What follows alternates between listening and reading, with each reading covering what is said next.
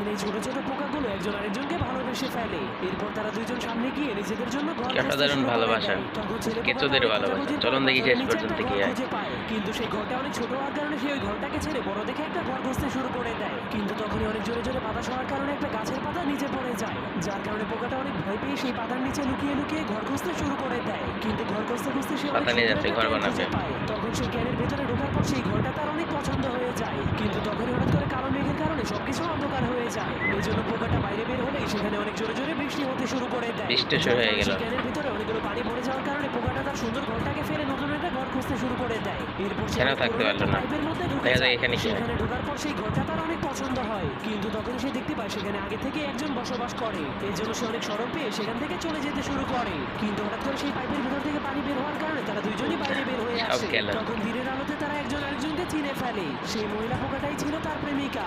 এরপর তারা জঙ্গলের